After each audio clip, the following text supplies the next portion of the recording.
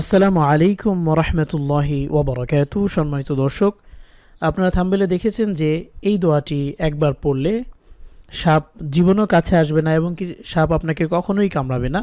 শুধু সাপ নয়, কোনো বিষাক্ত জীবজন্তুই আপনাকে কখনোই কামড়াবে না আপনি যদি এই দোয়াটির আমল করেন। সম্মানিত দর্শক, এই দোয়াটির ব্যাপারে যে হাদিস সেটা তো অবশ্যই আপনাদেরকে শোনাবো, পাশাপাশি এটার উচ্চারণ করে বাংলা উচ্চারণ সহ আপনাদেরকে এখন শেখাবো, এটার অর্থ আপনাদেরকে ইনশাল্লাহ জানাবো। সাথে সাথে হাদিস নংটাও আপনাদেরকে দিয়ে দেবো যেন আপনারা সরাসরি হাদিস থেকেও দোয়াটি শিখে নিতে পারেন, আমলটি বুঝে নিতে পারেন। সম্মানিত দর্শক, তো চলুন আমরা প্রথমে দোয়াটি ভালো করে শিখি। তবে একটি অনুরোধ থাকবে, অবশ্যই ভিডিওতে একটি লাইক দিবেন আর বেশি বেশি করে আপনি চেষ্টা করবেন শেয়ার করতে, যেন অন্যরাও জানতে পারে, নিরাপদে থাকতে পারে। অবশ্যই আপনি এর সবগুলো পেতে থাকবেন। আমার সাথে সাথে বলবেন আ রুযু